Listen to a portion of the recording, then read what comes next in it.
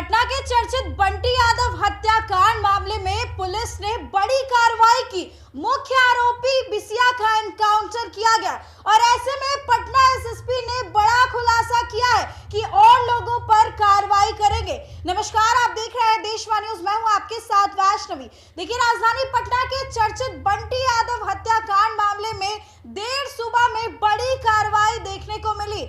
रात के करीब 3 बजे जब अंधेरा छाया रहता उस दौरान मुख्य आरोपी बिसिया, जिसका नाम रवीश भी है, उसका पुलिस ने हाफ एनकाउंटर किया।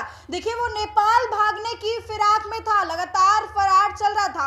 पुलिस ने लोकेशन ट्रेस किया और मरीन ड्राइव के पास उसने गोली चलाई पुलिस पर। तभी पुलिस ने जवाबी कार्रवाई करते हुए उसके दाहिने पैर में गोली मारी है। अब ऐसे में पटना एसएसपी कार्तिकेय के शर्मा का बड़ा बयान आ गया। इस मामले में उन्होंने बड़े खुलासे किए। क्या कुछ कह रहे हैं एसएसपी कार्तिकेय के शर्मा, उनके बयान को आप सुने। क्या हुआ सर, मामला क्या? कुछ दिन पहले सर, इधर देखिए सर, क्या हुआ था? कुछ दिन पहले जो अपहरण की घटना हुई थी, इसमें डेड बॉडी मिला था। उसी में पुलिस के द्वारा इसमें अनुसंधान किया जा रहा था और जो पूरी घटना में जो लोग सम्मिलित थे उनकी पहचान करके उनकी गिरफ्तारियां की जा रही थी। इसी में जो मुख्य अभियुक्त था रवीश उर्फ बिसिया, उस पर भी धरपकड़ चल रही थी और विभिन्न जगहों पर उनके विरुद्ध छापेमारी चल रही थी। इसी में पुलिस को इन्फॉर्मेशन मिला कि वो पटना आने वाला है और यहाँ से पैसे लेकर नेपाल भागने की तैयारी कर रहा है। जानकारी मिली थी कि वो वैशाली साइड से नाव से आ रहा है और अपने जाके पैसा लेकर पटना से और नेपाल भाग रहा है। इसी क्रम में पुलिस के द्वारा दबिश बढ़ाई गई और घाटों पे उनकी चेकिंग चलनी शुरू हुई। जब इस जगह पे आए पुलिस की गाड़ी, तो सामने सामने हो गया और सामने आने के बाद उसके द्वारा फायरिंग किया गया। फायर करने के समय में पुलिस की गाड़ी में गोली लगा। पुलिस के द्वारा उनको रोका गया, परंतु वो नहीं माने और फिर फायरिंग करने की कोशिश की है। पुलिस के द्वारा जब जवाबी कार्रवाई की गई तो उसमें वो घायल हुए, पैर में गोली लगा और वो वहाँ गिर गए।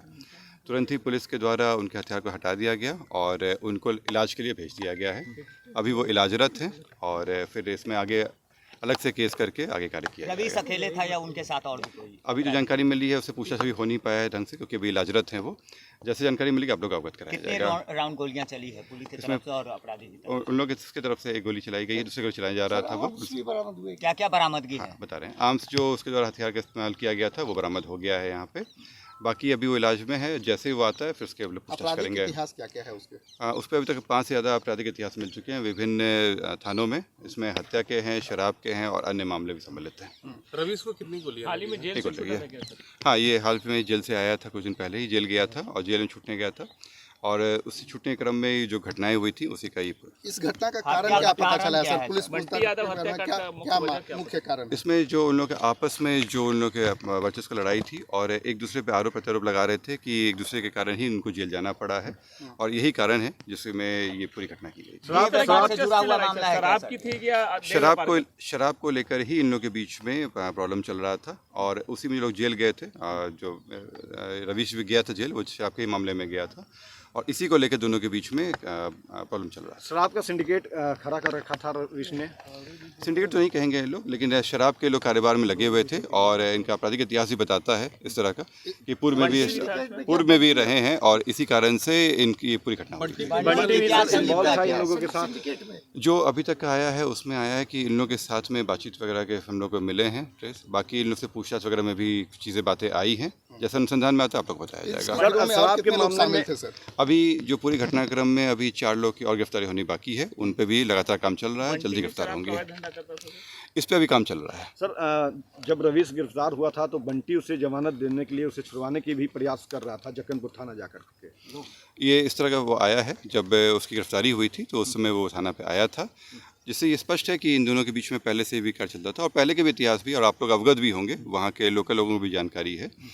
और इसी जो गिरफ्तारी होने के बाद में ही इन लोगों के बीच में दूरियां बढ़ गई थी और ये जो है वो वर्चस्व को लेकर लड़ाई चल रही थी। देखिए एसएसपी ने बताया है कि ये जो व्यक्ति है रवीश वो नेपाल भागने की फिराक में था और चाह रहा था कि वो बच जाए और लगातार फरार चल रहा था और ऐसे में पुलिस ने ट्रेस करके उस पर ये कार्रवाई की है और ऐसे में कहा गया है कि 4 और लोग हैं जिन पर कार्रवाई होने वाली है, यानी इस मामले में पुलिस लगातार एक्टिव है। देखिए आपको पता होगा कि बंटी यादव का अपहरण कर लिया गया था, फिर हत्या करके शव को अथमल गोला फेंक दिया गया। उसके बाद परिजनों का रो रो कर बुरा हाल था। पुलिस की कार्यशैली पर सवाल खड़े हुए कि आखिर पुलिस क्यों नहीं खोज पा रही है अपहरणकर्ताओं को, क्यों नहीं पकड़ पा रही है। लेकिन देखिए करीब बता दें कि सुबह में 3 बजे ये बड़ा एनकाउंटर किया गया है। अभी वो पीएमसीएच में एडमिट है और बाकी जो लोग हैं उन पर भी कार्रवाई की जाएगी। तो फिलहाल इस खबर में बस इतना ही। देखते रहे देशवा न्यूज।